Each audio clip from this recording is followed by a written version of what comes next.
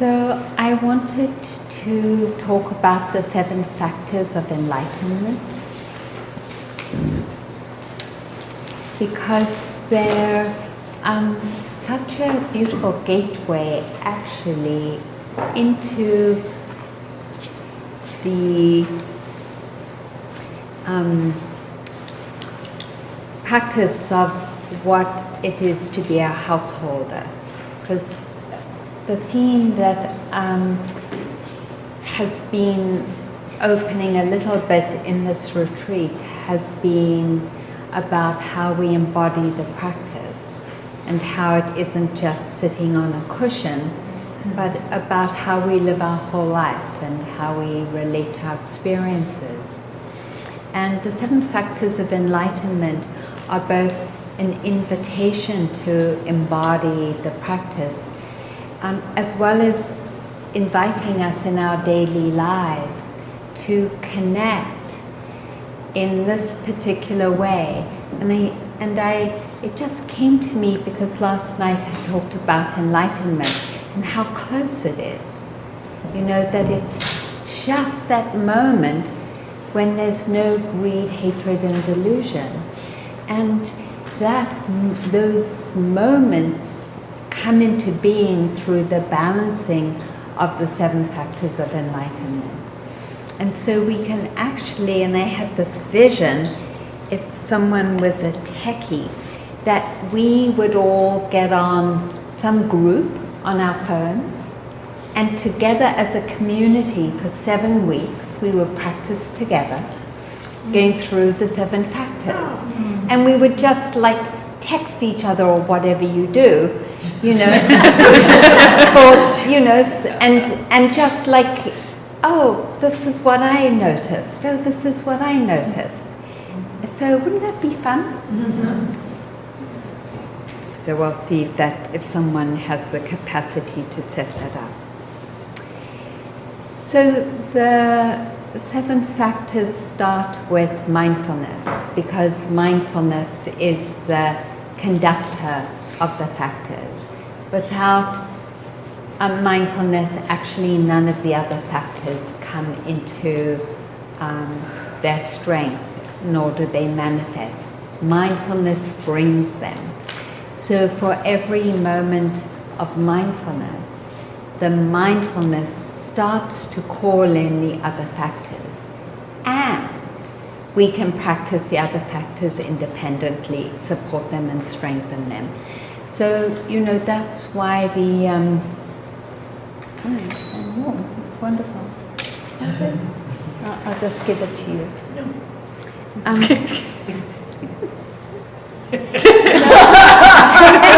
Can you stretch over and yes. I should know that you weren't the right person for that,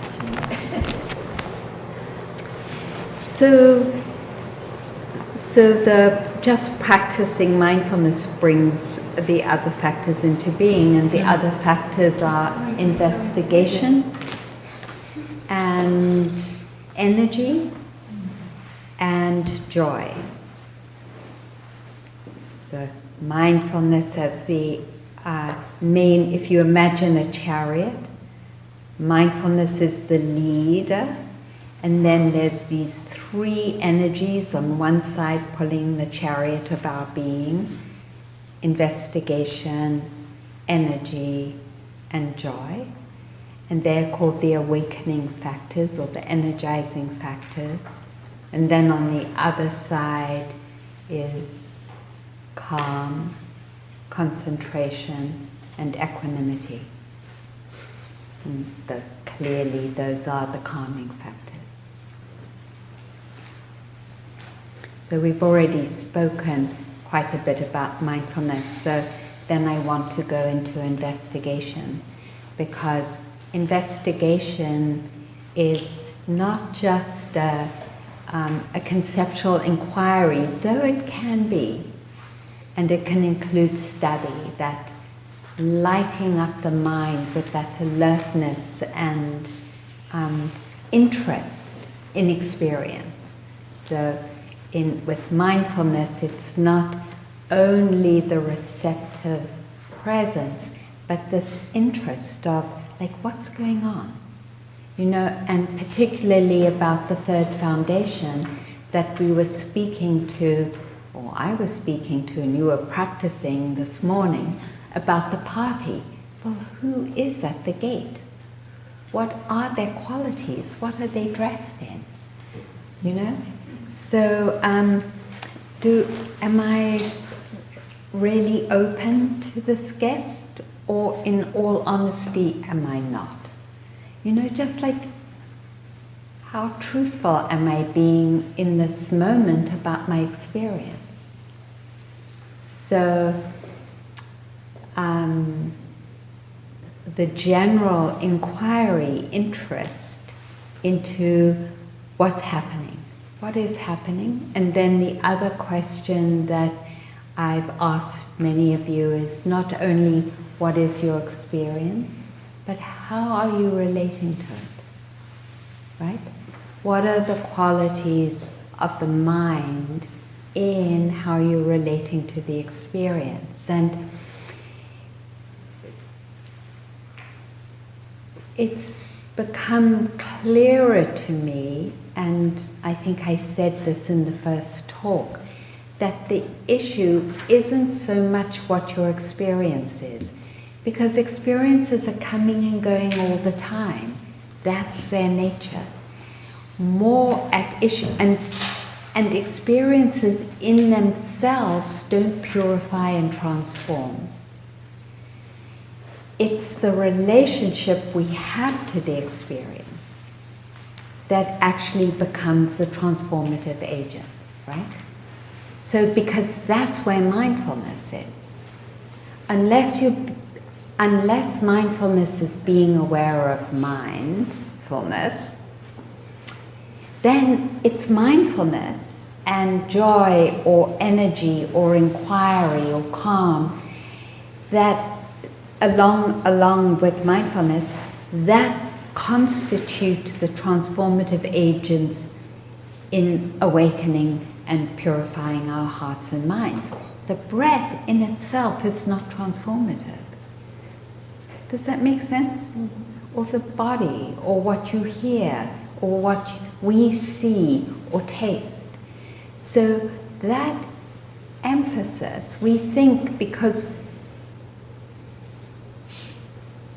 we so much want to stabilize the mind, that the object is the most important. Oh, where's my breath? What's my breath? But it can be any object. And if you read the Visuddhimagga, which are the commentaries of the Buddha written 500 years after his life, there are thousands of different objects the Buddha gave. Kasinas and the earth and colors and all kinds of things. And you know, you probably, some of you have heard the story about a mother whose child died and who couldn't bear to acknowledge that her son had died. And so she was going around the village crazed, carrying her putrefying son in her arms. And they told her to go and speak to the Buddha. And the Buddha didn't say, contemplate death, look at the first foundation of mindfulness. He said, go and knock on every door of every house in this village and ask if someone has died. And she did. And it finally dawned on her that death was everywhere. And that was her gateway. And then just to give you another example of another gateway, there was a monk who was developmentally disabled. And the other monks were really irritated because this monk could not follow any instruction at all, even how to sweep the grounds properly. And so they went to the Buddha and they said, this monk can't even follow the simplest instructions of sweeping properly. Can you kick him out? And actually something like this happened at Plum Village, Thich Nhat Hanh's community, when I was there with Shah. But it wasn't around sweeping, of course. And the Buddha, who was psychic, saw that in a past life this person had been a silversmith. And so he gave this monk a coin and a white piece of cloth. And he said, rub the coin with the cloth and just watch what happens to the cloth. And so he sat there for hours just rubbing the coin with the cloth. And the cloth got dirtier and dirtier and dirtier. And his mind awakened that nothing is permanent. Even this white cloth is subject to change and becomes dirty. And then the very last story, which some of you know well, is that Ananda, the Buddha's best friend, so to speak, his caretaker and cousin, hadn't reached stream entry, the first stage of awakening. And after the Buddha died, all the monks and nuns, no, they excluded the nuns. I just had to say that. All the monks were invited to come together to share the teachings so that they could be coherent and agreed upon. No, this is what the Buddha said. And so everyone was coming together. The thing about Ananda is that he was there for every one of the Buddha's Dharma talks. But he couldn't come because a prerequisite was stream entry. And so he's like, everyone was saying, go for it, Ananda, practice diligently. And Ananda was like practicing diligently.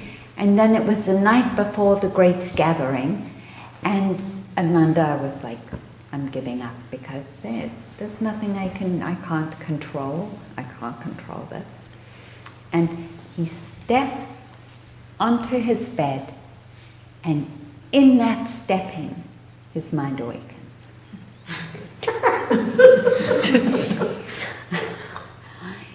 So there you go.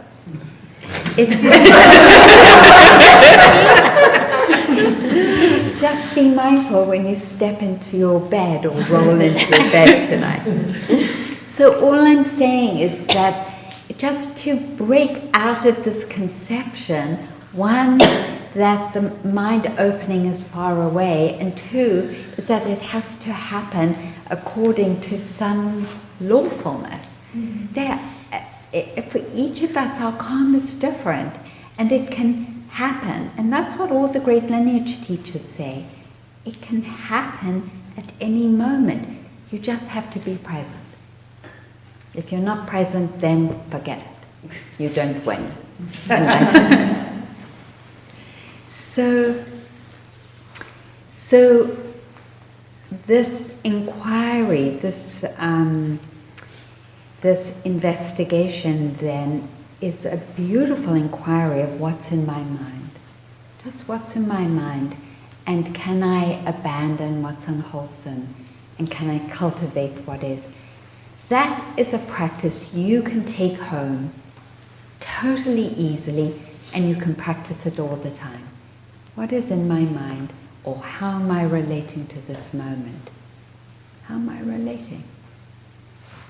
And you don't even have to do anything else but be truthful about it. Like, oh yeah, I am irritated. I didn't want to admit it, but here is irritation and aversion. Or, no, I really wanted to like this person, but I don't. Or, I don't know. Someone asked me, like, my father was an incredible chef. He really was a beautiful cook. My mother didn't cook at all. And, but it was sort of intense because we would have these Sunday dinners in London. I don't know if you have that here in this country. In England, Sunday was like a big deal, where the whole family actually would go to the pub for a drink, not to get drunk, but just a drink. It was a tradition. And then you would come back to a big meal, and you would eat it maybe at 3 p.m. And so this was the big meal where we had to come together, no matter how late we rolled into bed. On Saturday night we had to get up on Sunday for the family outing and the food. And my father would be like, well, what do you think? What do you think? What about this? What about that? What about the flavor?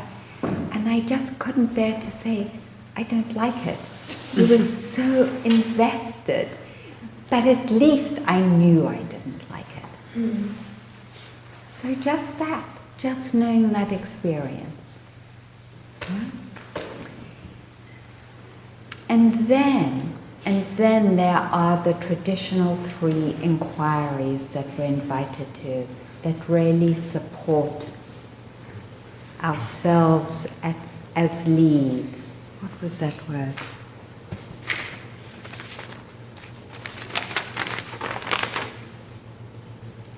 Loosening our grip. And the 3 inquiries that help us loosen our grip are acknowledging as much as we can the unsatisfactoriness of conditions, the impermanence of conditions, and that there isn't a self. And those are the 3 traditional inquiries.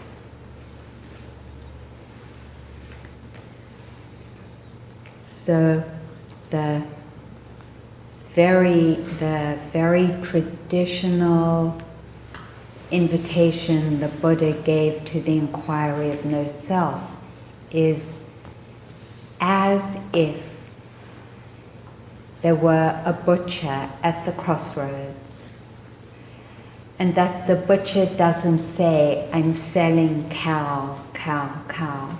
The butcher says, I'm selling the rump and the hind leg and the hooves. And so cow is just a concept for the constituent part that makes it up. And just then he says, like a chariot, that a chariot is just the name, the concept, because we don't want to spend all our time saying, are you going on the 4 wheels with the axle and the this and that? You say, are you going on the chariot or the car? And so this person is just a concept for the constituent parts that make up this being, and that those constituent parts are the 5 aggregates. So there's our physicality and all the experiences of physicality, not just our body, but the visual objects for eyes, the sound, that's physicality, temperature is physicality, nutrition is physicality, all the things that support the body are physicality. And I think it's so amazing thinking about that, nutriments of physicality, how incredible it is that we get stuck in a self that feels eternal when we have to keep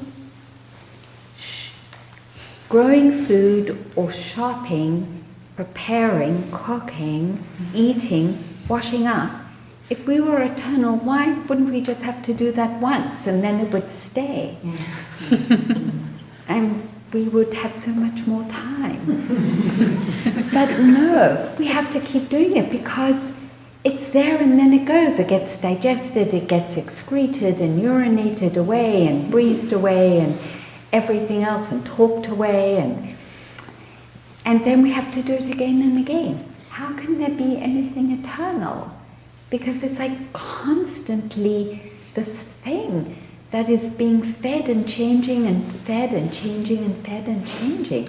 It's like basically we are a never-ending process that ages, that gets worn out over time, mentally and physically, and then gets finally worn out and dead.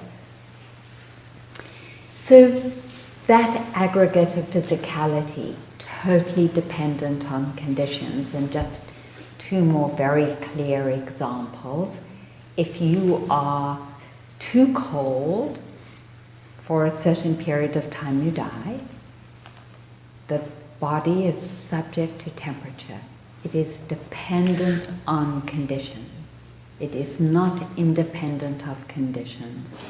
So it's dependent on food and nutriments, it's dependent on air, and it's dependent on temperature. And if it's too hot, you die too. So like a flower, it's so clearly dependent on conditions, right? The right soil, the right temperature, enough moisture, and then gone. It's not like that flower lives eternally.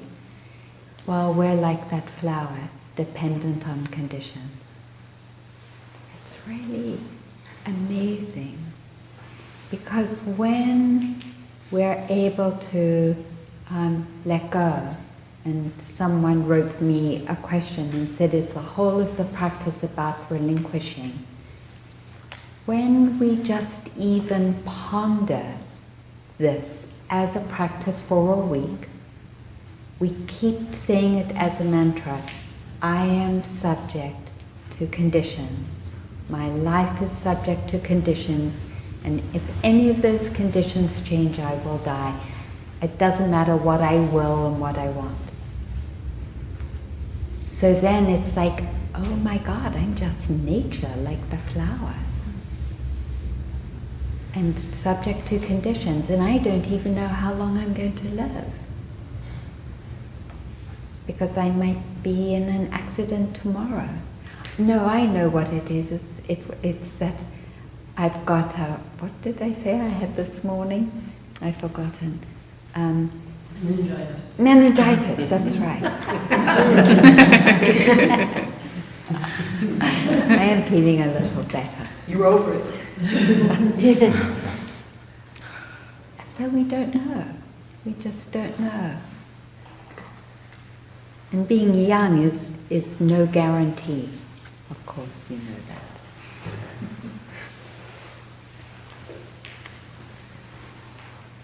So we look at these characteristics of conditionality, of no self, and of impermanence, that things are changing all the time, they're very interlinked, and that there's nothing in our mind and our bodies that ever stays the same, except for concepts.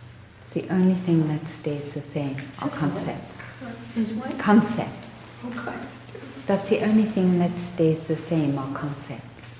We can believe the same thing from teenage years to death if we don't understand the role of concepts, which is why we think we're eternal.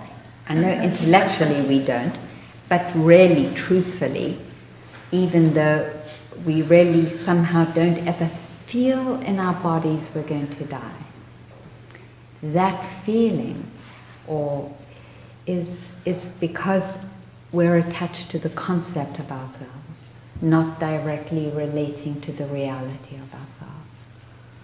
So that's the that's the inquiry. And in our lives, we can just note it. I'm eating and doing the dishes again. Or I was happy a moment ago and now I'm pissed off.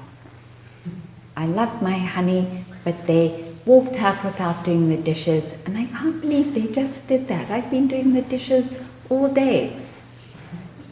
Change. Subject to conditions. Driven by conditions.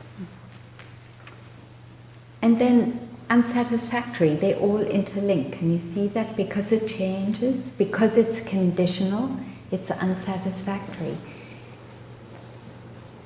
there isn't anything about the way life is constituted to give us satisfaction.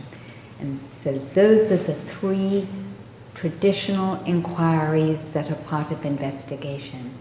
And when investigation as a mental quality becomes mature, it sees these three characteristics in every moment of consciousness.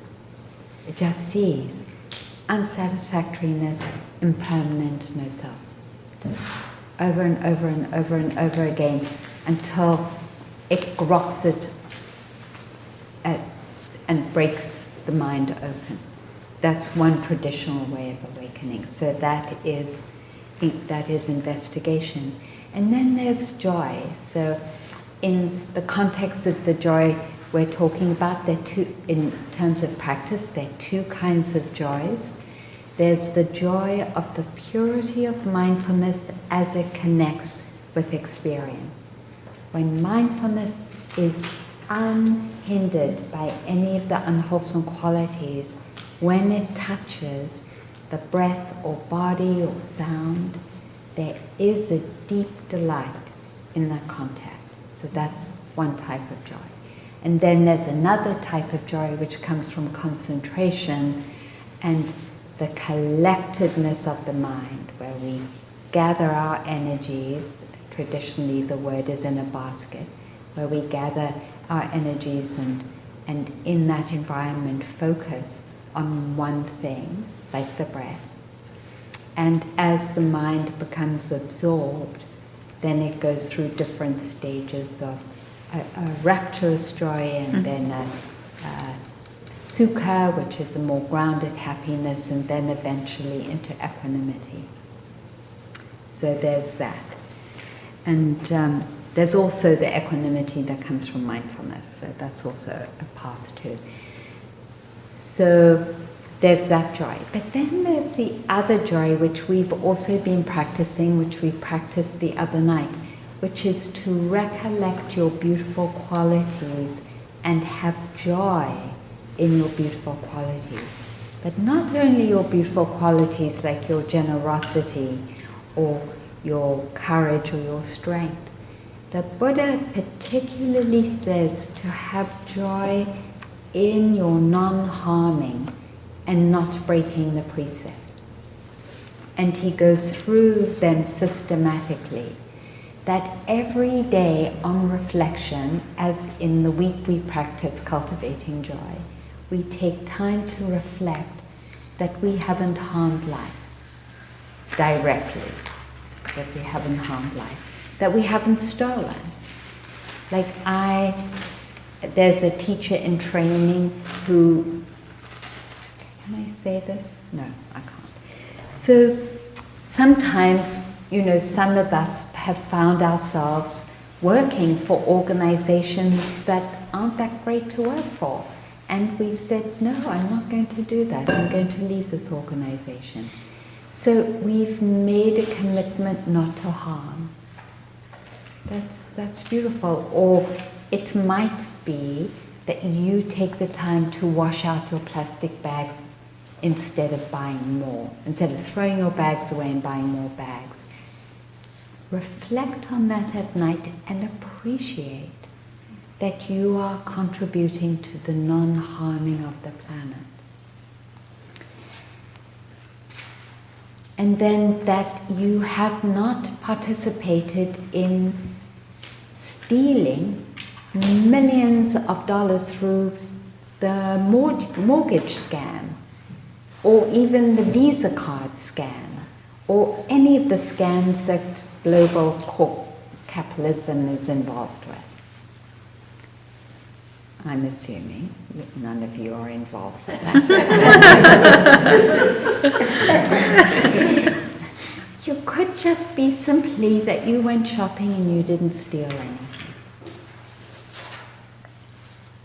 at the local co-op.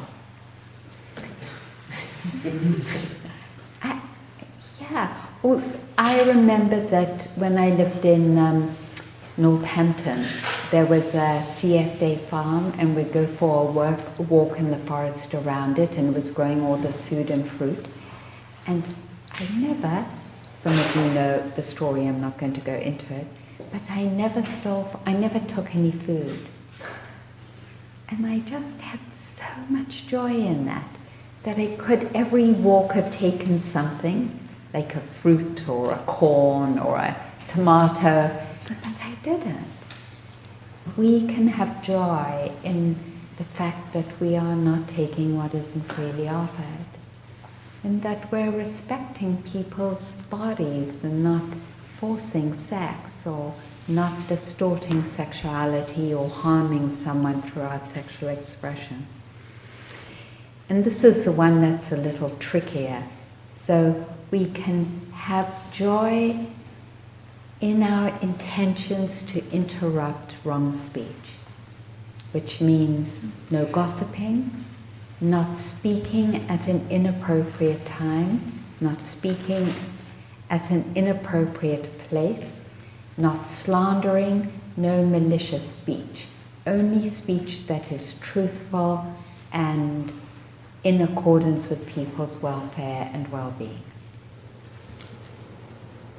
That's a tall order, where pretty much all of us, I could say, on a journey around that. But it's nice at the end of the day, because we're talking about how do I take practice home, is to actually reflect on your speech. And when you really did have caring as a guideline in your speech. And if you didn't, to reflect on that, because the Buddha says it's very helpful to know when you've broken the precept, because if you don't know, then you don't have the grounds for making the effort not to break it in the future. So like, wow, honey, I'm really sorry I spoke out that way. Acknowledging it and then recommitting to doing better next time. And then, of course, being careful about how much we take into our bodies, not losing our balance and our well-being.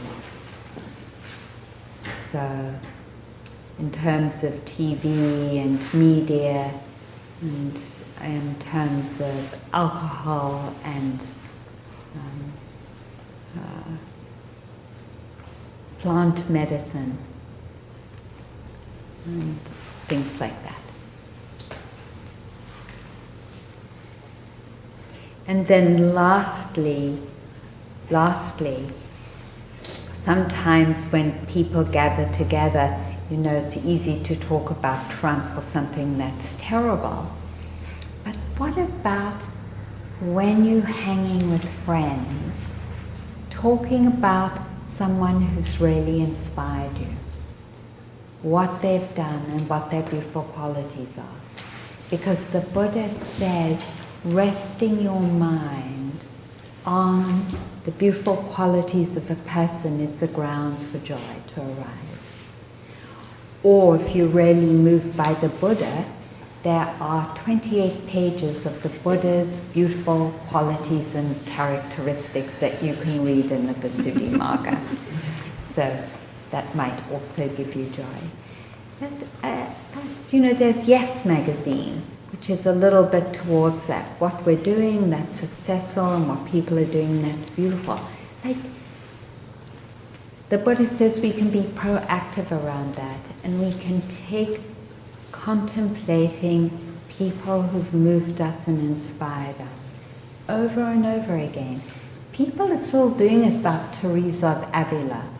For those of you who go on YouTube, and I do a lot when I can't sleep in the middle of the night, there are people still giving lectures on Teresa of Avila. And when did she live?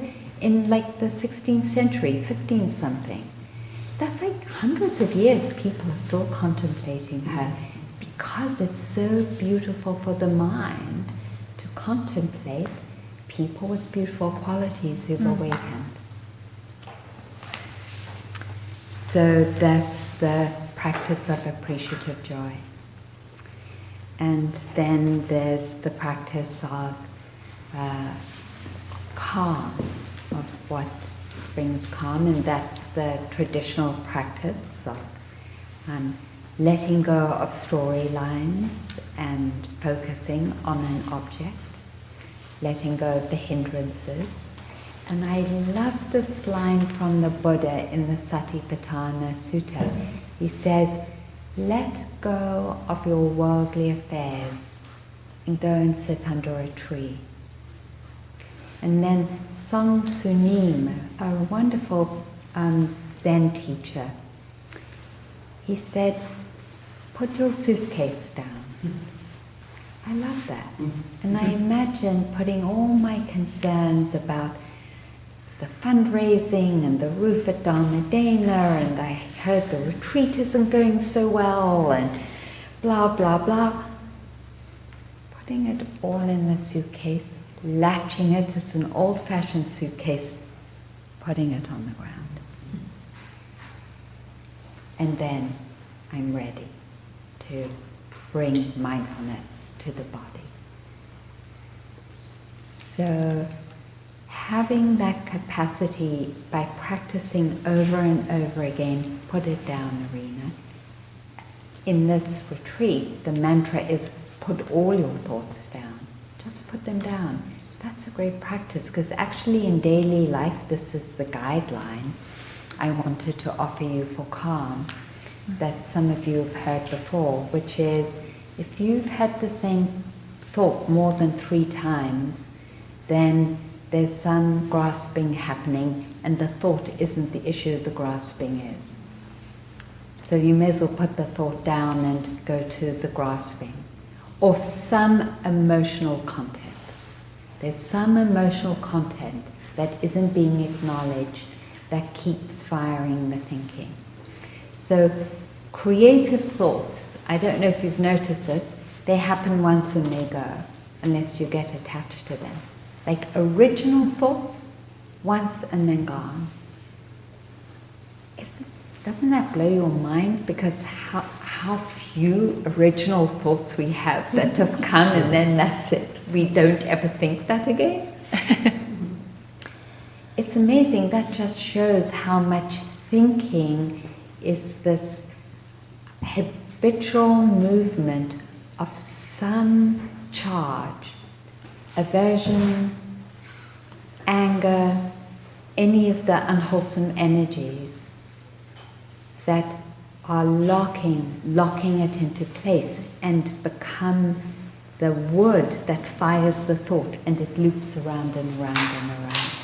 So when you notice you've had a thought more than 3 times, then you're being truthful, which is part of investigation, and you're saying, oh, this isn't about the thought, this is about the charge. What is the charge underneath the thought that I'm not acknowledging that is feeding that thought? And the teacher who taught me that was Christina Feldman. So, taught us, not just me, taught us that. So that's one of the greatest ways to create calm in our life. Putting it down and challenging thoughts that we've had more than 3 times. Just think of how spacious life would be. Just gorgeous.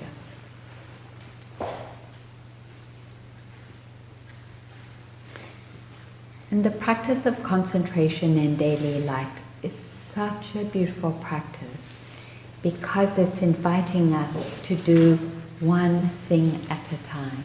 Because otherwise you can't focus.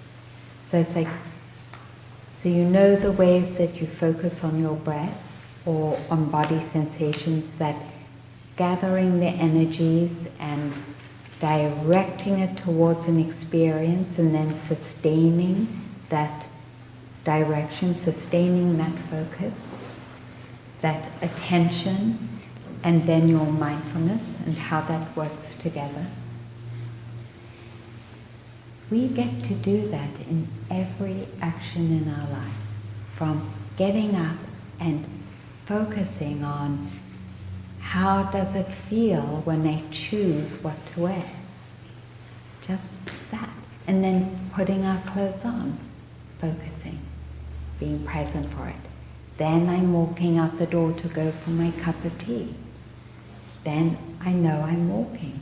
It's like every action can actually become this deep practice of concentration.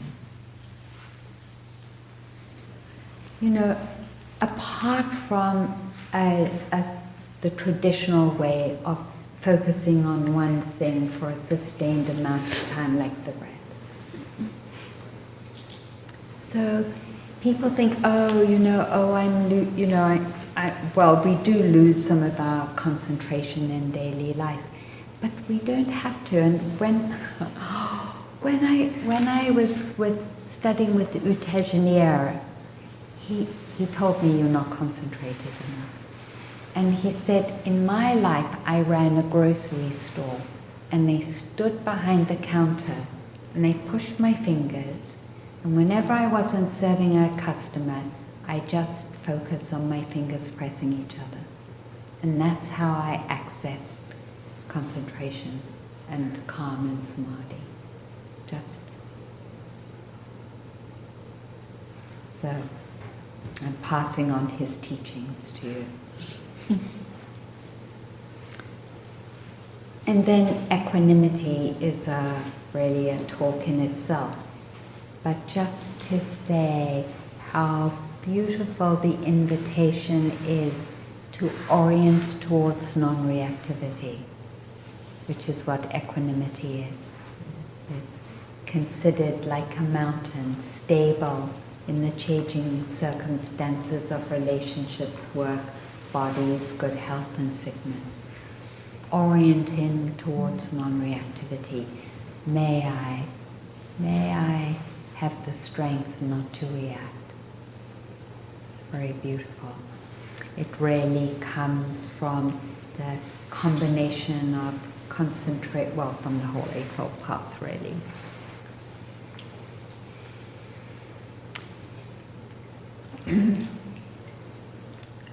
Of perceiving whatever is happening as non-self, and so there's no reactivity because there's nothing to hook onto. Okay, I can tell that's enough. Some of you are looking a little bleary-eyed. So I was going to give you a very technical example of the aggregates, but I'm not. I can tell that's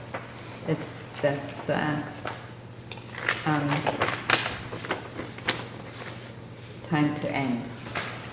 So I did want to mention, along with having joy at the refraining from harming and keeping the precepts, is the practice of gratitude as another practice to cultivate joy. Who does that practice? Yeah. It's just a really beautiful practice. I did it for 3 months, an hour a day, half an hour in the morning, half an hour at night. And it was amazing. I sang my gratitude. That's how I did it. It was really lovely. I sang my thanks to things in my life. And it was the highlight of my day.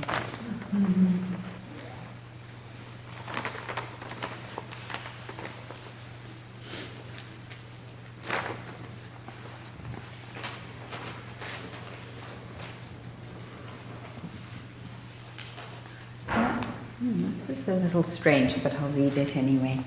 If you're hungry, pray. If you're tired, pray to Gandhi and Dorothy Day, Shakespeare, Sappho, Sojourner Truth. When you walk to your car, to the mailbox, to the video store, let each step, that's an old poem. Let each step be a prayer that we all keep our legs, that we do not blow off anyone else's legs or crush their skulls. And if you're riding on a bicycle or a skateboard or in a wheelchair, each revolution of the wheels a prayer as the earth revolves. Less harm, less harm, less harm. And as you work typing with a new manicure, a tiny palm leaf painted on one of your pearlescent nails, or delivering soda, or drawing good blood into rubber-capped vials, writing on a blackboard with yellow chalk, twirling pizzas. With each breath in, take in the faith of those who have believed when belief seemed foolish, who persevered. With each breath out, cherish. Pull weeds for peace. Turn over in your sleep for peace. Feed the birds, each shiny seed that spills onto the earth. Another second of peace. Wash your dishes or call your mother. Drink wine, shovel leaves or snow or trash from your sidewalk. Make a pot. Fold a photo of a dead child around your Visa card. Scoop your holy water from the faucet. Chant your prayers through the streets.